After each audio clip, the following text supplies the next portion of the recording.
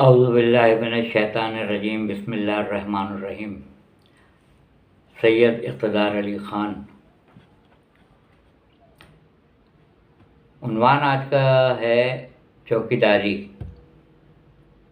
آپ کو یہ لفظ بڑا عجیب سا معلوم ہو رہا ہوگا ویڈیو کے لیے، مگر یہ اگر اس کی گہرائی میں جایا جائے تو بہت سارے اسرار و رموز پوشیدہ ہیں۔ چوکیداری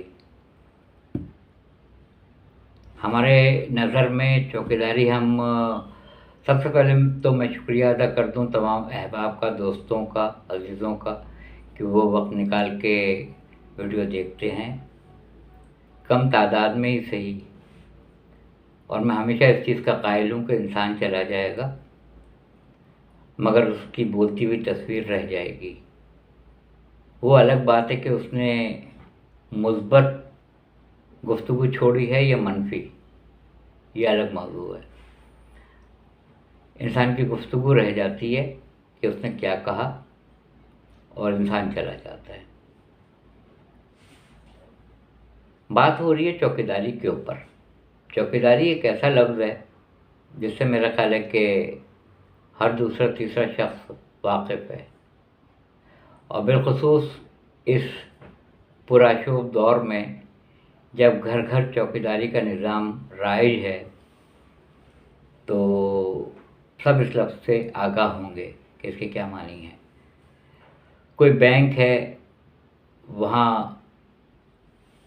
گارڈ کو بٹھایا جاتا ہے، وہ لوڈڈ ہوتا ہے کہ کوئی ایسا شرپسند اندر نہ گھس آئے، کوئی کارروائی نہ کر گزرے، حالانکہ پھر بھی کارروائی ہو جاتی ہے۔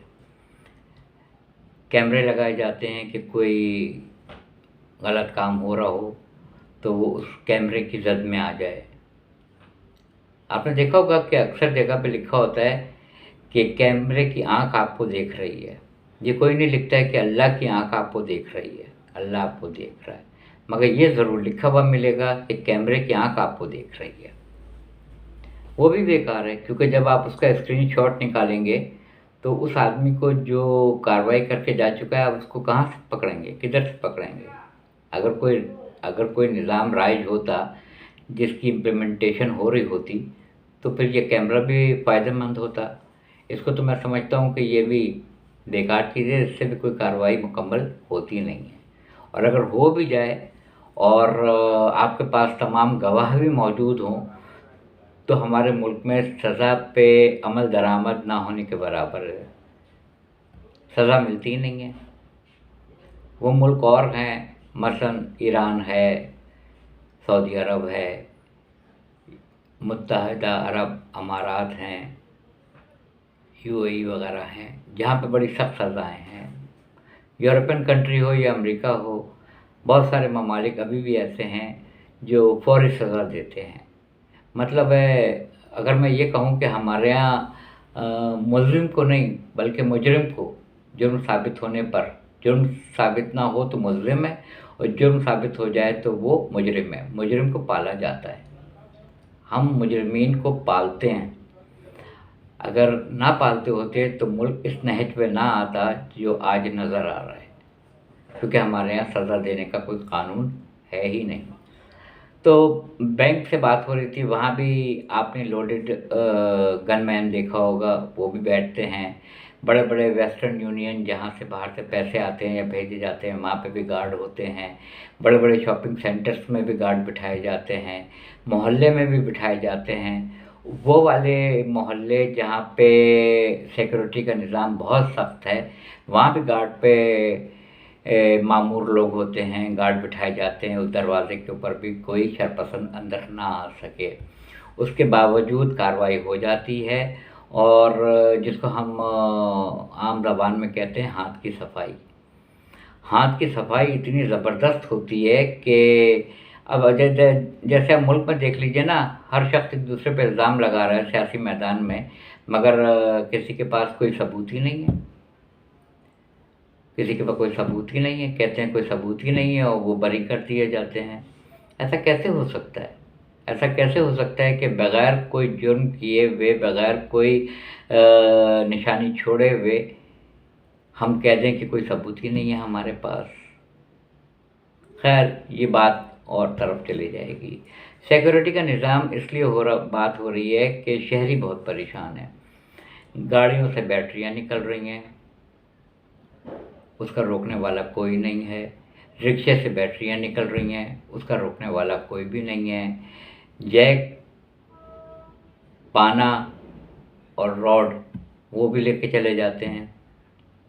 ٹیپ ریکارڈر بھی لے کے چلے جاتے ہیں، اسپیکر لے کے چلے جاتے ہیں. اور اب تو کچھ نہ ملے تو جان سے انسان ہاتھ دھو بیٹھتا ہے، جان چلی جاتی ہے.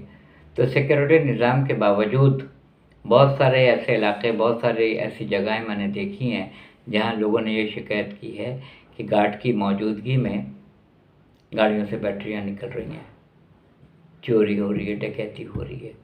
اس کو بھاری بھاری تنخواہیں دی جا رہی ہیں. ابھی 10-12 دن پہلے کی بات ہے کہ میں ایک مسجد میں گیا تھا. بس وہاں کسی کے ایصال ثواب کے لیے گیا تھا. اس کے بعد میں نے مغربین کی نماز پڑھی. گارڈ باہر ہی بیٹھا ہوا تھا. میں نے جب آ کے اپنی گاڑی سٹارٹ کی تو وہ ڈیڈ تھی. جب بونٹ کھولا تو وہ کھلا ہوا تھا اور بیٹری اس میں سے غائب تھی. کراچی کی سڑکوں کا حال کیا بتائیں آپ کو کہ ہم نے اپنے حقوق کے لیے کبھی بھی دھرنا نہیں دیا. کہ ہم دھرنا اس بات پہ دیتے ہیں کہ جب تک یہ سڑک نہیں بنے گی ہم 2-3 دن یہیں پہ بیٹھے رہیں گے. ہم وہ قوم ہے ہی نہیں، اس لیے کہ اتحاد نہیں ہے. کبھی ہم مذہبی لڑائیوں میں چلے جاتے ہیں کہ وہ شیعہ ہے، وہ سنی ہے، وہ بریلوی ہے، وہ دیوبندی ہے. کبھی ہم لسانی اس پہ چلے جاتے ہیں کہ وہ مہاجر ہے، وہ پنجابی ہے، وہ پٹھان ہے، وہ سندھی ہے، وہ فلانا ہے. کبھی ہم صوبائیت کے اوپر چلے جاتے ہیں، کبھی ہم مذہبی اس پہ چلے جاتے ہیں. تو مرکز نہیں ہے، اتحاد نہیں ہے. اس لیے ہم ایسی چیز کرتے ہی نہیں ہیں کہ سڑک پہ بیٹھ جائیں کہ جب تک یہ سڑک نہیں بنے گی 2-3 دن میں، اس وقت تک ہم یہاں سے اٹھیں گے نہیں. ہم وہ قوم ہی نہیں ہیں. اور سورہ رات 13واں سورہ قرآن مجید کا، اس میں بھی اللہ تعالیٰ کا یہی ارشاد گرامی ہے. ہم اس قوم کی حالت اس وقت تک نہیں بدلتے جو اپنی حالت کو بدلنے کی خود کوشش نہیں کرتی. جو قوم ہم اس کی حالت نہیں بدلتے. ایک جگہ میں نے پڑھا تھا کہ ایک چوکیدار نے اپنے مالک سے کہا کہ صاحب کل رات کو میں نے بہترین خواب آپ کے لیے دیکھا ہے. بہترین میں نے دیکھا ہے آپ کا پہلا انعام نکلا ہے بانڈ کا اور آپ کروڑ پتی بن گئے ہیں. وہ مالک جو تھا گھر کا وہ بہت خوش ہوا، بہت خوش ہوا. اس نے کہا اچھا یہ دیکھا ہے تم نے، اچھا یہ تنخواہ رکھو، یہ پیسہ رکھو. صاحب ابھی تو مہینہ بھی ختم نہیں ہوا. نہیں یہ تم رکھو اور کل سے نہیں آنا. تو اس نے کہا یہ کیا بات ہے، آپ خوش بھی ہو رہے ہیں، مجھے تنخواہ بھی پہلے سے دے رہے ہیں اور کہہ رہے ہیں کل سے نہیں آنا. تو وہ مالک یہ بولتا ہے میں نے تم کو جاگنے کے لیے رکھا تھا، سونے کے لیے نہیں رکھا تھا.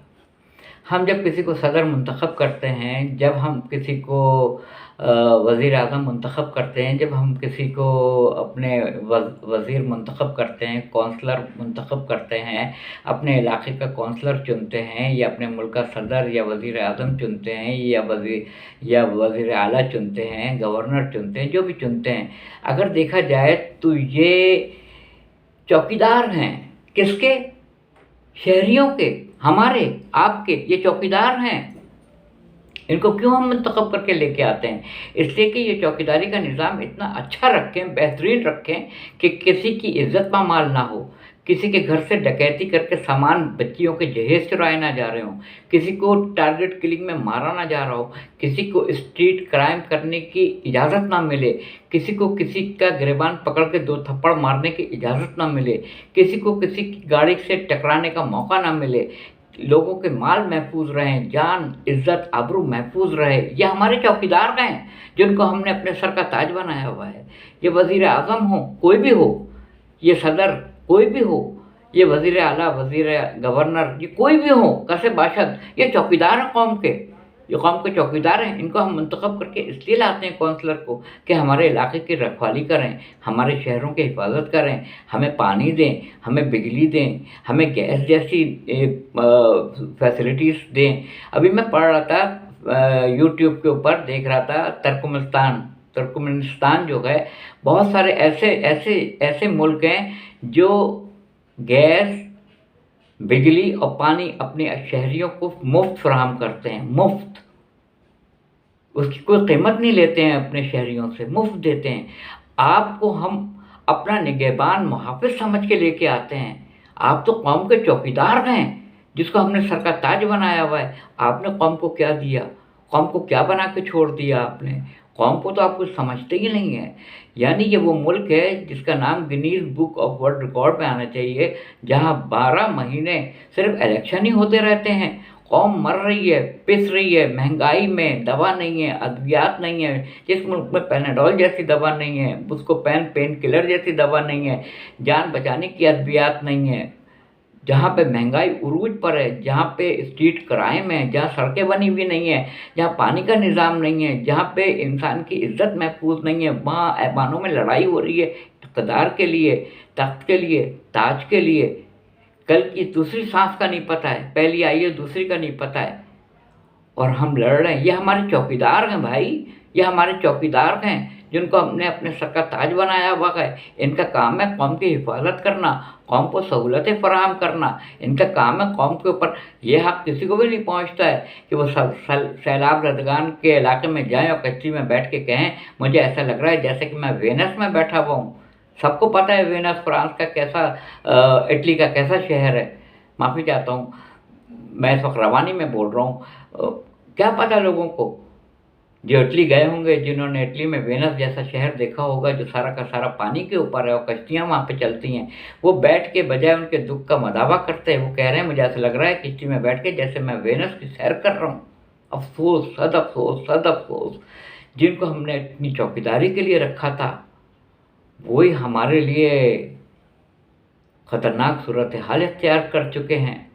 जब मुहफ़्फ़िज़ से इंसान डरने लगे तो इसका इलाज क्या है? मुझे बताइएगा। ये मेरे अंदर की गुफ्तगू थी। आप इस पे कितने फ़ीसद इस गुफ्तगू पे हक़ पे बोलते हैं, मुझे सिर्फ़ ये देखना है। व आख़िर दावाना अल्हम्दुलिल्लाहि रब्बिल आलमीन।